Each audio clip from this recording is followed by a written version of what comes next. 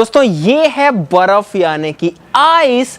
और ये जो बर्फ है ये वैसे तो काफी मजबूत होती है, लेकिन जब ये नीचे गिरती है, जब इस पे झटका लगता है तो ये टूट जाती है। कुल मिला करके ये जो है बहुत ज्यादा मजबूत भी नहीं होती। लेकिन आज हम लोग बनाने वाले हैं बर्फ को स्ट्रॉन्ग, और उसके लिए इसमें करेंगे रीइंफोर्समेंट। रीइंफोर्समेंट का मतलब होता है कि हम किसी और चीज का यूज करके और इस बर्फ को मैट्रिक्स की तरह यूज करके उसकी मजबूती बढ़ाएंगे, यानी कि स्ट्रेंथ बढ़ाएंगे। और वो जो चीजें हम यूज करेंगे मैं आपको दिखाता हूं। यहां पर हमारे पास में है एक स्टील का स्ट्रक्चर जो कि यूज होता है बिल्डिंग्स में मजबूती में, और साथ ही साथ में हमारे पास में यहां पर है कॉटन यानी कि रुई। दोनों चीजों से अलग अलग स्लैब्स बनाएंगे, एक नॉर्मल स्लैब भी बनाएंगे। इसलिए हम लोग आ पहुंचे हैं इस आइस फैक्ट्री के अंदर। तो फटाफट से वीडियो को शुरू करते हैं। आप लोग इस वीडियो के लिए नीचे जो लाइक का बटन है वो जरूर से दबा दीजिए।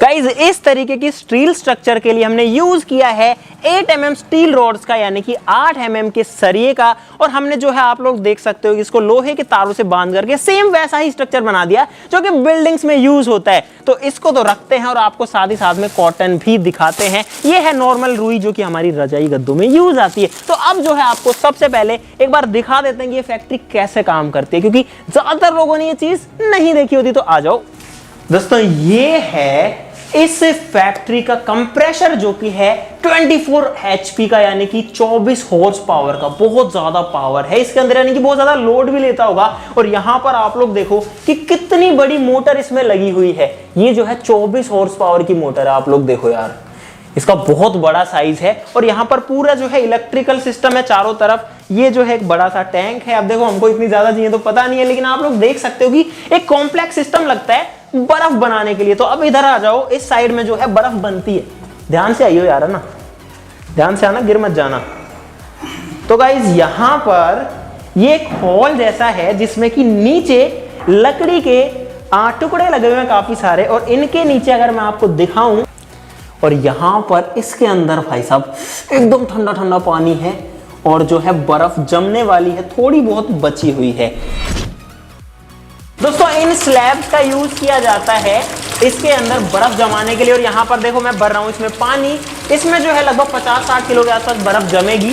तो इसको भरने देते हैं जरा। पानी भर चुका है। यहाँ पर एक स्लैब के अंदर मैं डाल रहा हूँ भाई लोहे की स्ट्रक्चर, और यहाँ पर दूसरे में हम डाल देते हैं हमारी रुई। ये जो है भैया फाइबर वाली रुई है। तो अब जो है सारी चीजें तैयार है। पुली के ऊपर इसको लगाएंगे और इसको अंदर डालेंगे। तो पुली आ रही है यहाँ पे।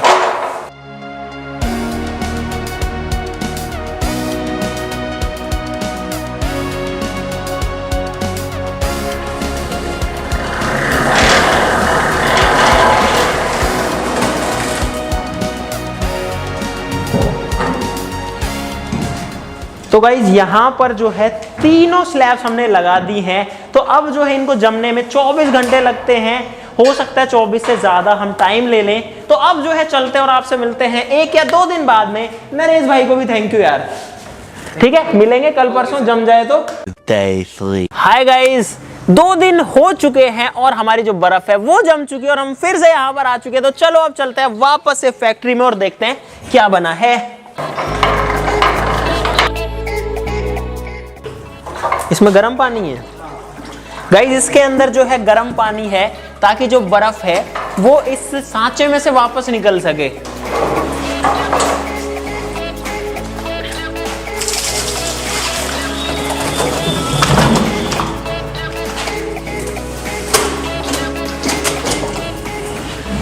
और गाइज इसके अंदर जो पानी भरा हुआ है ना वो सॉल्ट वाटर है, क्योंकि सॉल्ट वाटर का जो फ्रीजिंग टेम्परेचर होता है वो नॉर्मल वाटर से कम होता है, इसलिए ये जमता नहीं है। ये पानी को जमा देता है, नॉर्मल को खुद नहीं जमता है, कूलेंट का काम करता है। तो ये है नॉर्मल वाली स्लैब।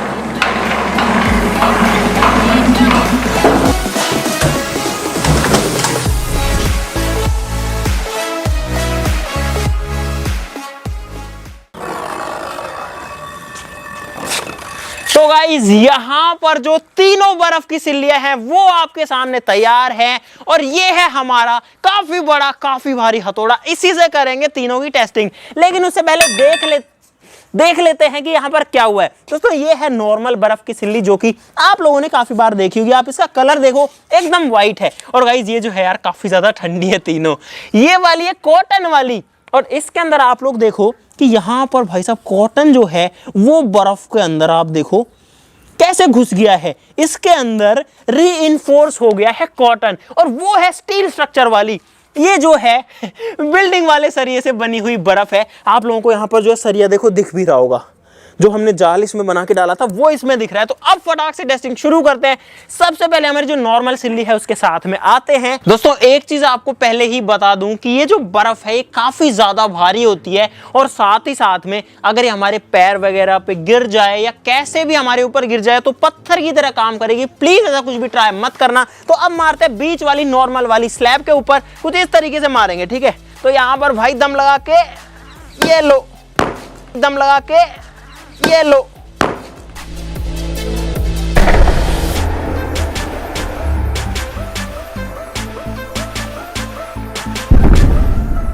दम लगा के ये लो। वो तो गाइज यहां पर आप लोग देखो कि जो स्लैब है वो इस तरीके से टूट चुका है। आप लोग देखो कि जहां चोट लगी थी वहां से ये क्रैक हो गया है और बिल्कुल टुकड़ा टुकड़ा हो चुका है। आपके सामने सारा खेल। और अगर इस पे एक दो चोट और मारी जाए तो भाई साहब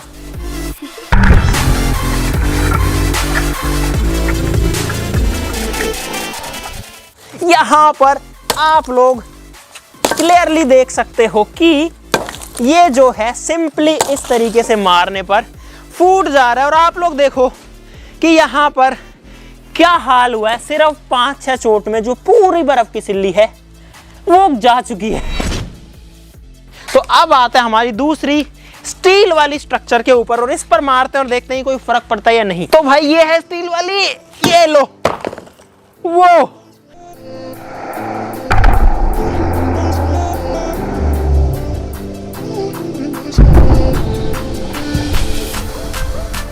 तो भाई ये है स्टील वाली, ये लो। वो यहां पर जल्दी आओ।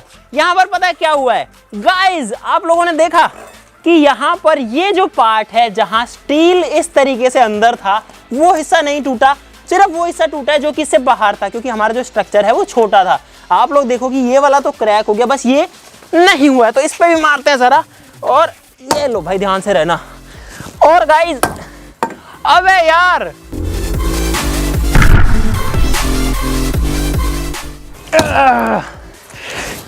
ये तो भाई साहब, अबे यार कितना तेज इस पे चोट मार रहा हूं लेकिन अलग नहीं हो रहा। ये लो।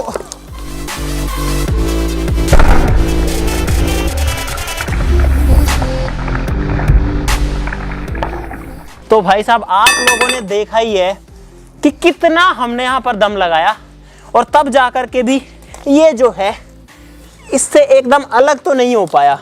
देखो स्टील जो है वो अंदर घुसा हुआ है, इसने इस पूरे हिस्से को एक जगह जोड़ कर रखा है। और ऐसे ही मजबूती जो हमारी बिल्डिंग्स को भी मिलती है, वो भी जो है टूटती नहीं है जब वाइब्रेशन होता है, भूकंप आता है, ऐसे ही काम करता है। लेकिन उसमें बर्फ नहीं होती, सीमेंट और कंक्रीट होता है।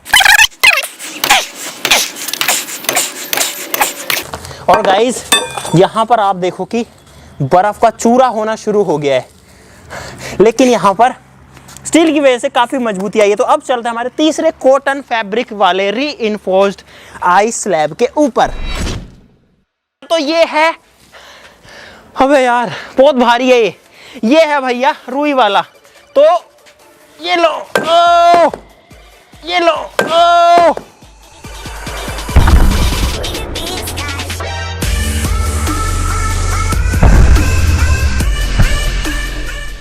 ये लो, ओ, ओ भाई, अबे यार पूरा दम लगा के मार दिया, लेकिन ये टूटा नहीं। इनफैक्ट कोई क्रैक भी नहीं हुआ यहां पर। यहां से ये टूटा है जहां पर रुई नहीं थी, क्योंकि भाई जो रुई है वो जब हमने डुबाई तो वो ऊपर की तरफ आ गई और आधे हिस्से में ही रुई रह गई। आधा हिस्सा जो है नॉर्मल बर्फ की तरह है वही टूटा है। ये वाला जो हिस्सा है बिल्कुल नहीं टूटा। और मारते हैं जरा इस पे, और ये लो, वाओ क्या बात है। अबे यार, ओ भाई गाइस ये जो है पत्थर की तरह रॉक सॉलिड हो गया। देखो कितना तेज इस पे मैं मार रहा हूं, लेकिन अबे यार guys, this is serious strength यार। कितनी ज्यादा स्ट्रेंथ आ गई इसमें। छोटे छोटे निशान है, लेकिन जो बर्फ है वो आपको दिखाना चाहूंगा कि कहीं से भी नहीं टूटी है। देखो एक बार पूरा दम लगा के फिर से मारता हूं जरा।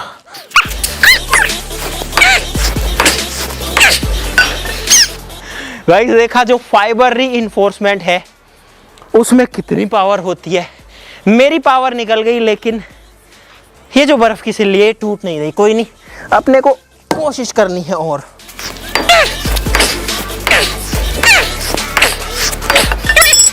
थक गया भाई मैं तो। बट ये जो बर्फ है ये टूट ही नहीं रही। Guys, this is called pure success. Experiment इतना कामयाब होगा मैंने खुद में नहीं सोचा था। बर्फ जो इतनी ब्रिटल होती है, झटका मारते टूट जाती है, वो इतनी स्ट्रॉन्ग हो गई मात्र आधा किलो रुई के साथ में। आधा किलो या 1 किलो रुई होगी, लेकिन बर्फ तो 50 किलो की है।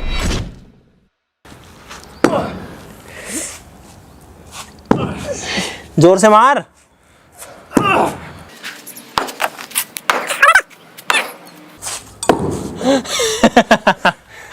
तो गाइस, आप लोग देख ही सकते हो कि ये जो बर्फ है, इसको पकड़, ये जो बर्फ है भाई साहब, इस पे कितना ही मार लो लेकिन ये टूट नहीं रही है।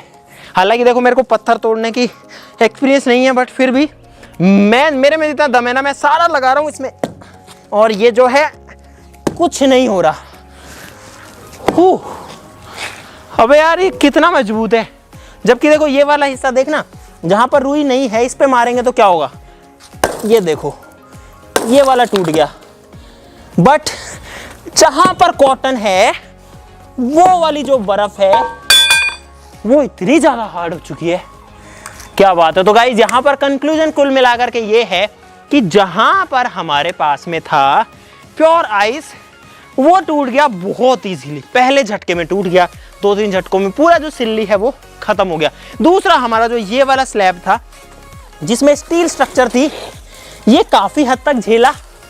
लेकिन तीसरा, हमारा जो कॉटन वाला स्लैब है, ये वाला, ये बहुत ही ज्यादा मजबूत निकला। और यहाँ पर हुआ ये कि जो फाइबर्स हैं रुई के, वो मिल गए बर्फ की मैट्रिक्स में। बहुत मजबूत जो है एक हाइब्रिड सिस्टम तैयार हो गया, एक मजबूत संरचना तैयार हो गया, अगर हिंदी में आपको बताऊं। और उसकी वजह से यहाँ पर जो है इतनी स्ट्रेंथ आ पाई है। तो अगर आपको कुछ सीखने को मिला इस चीज में कि दो अलग अलग चीजें मिलकर के बहुत मजबूत चीज बना सकती हैं, तो इस वीडियो के लिए नीचे जो लाइक का बटन है वो दबा देना। चैनल को सब्सक्राइब कर लो ऐसे ही और मस्त मस्त वीडियोस के लिए। तो चलो फिर मिलते हैं अगली वीडियो में, तब तक के लिए नमस्कार।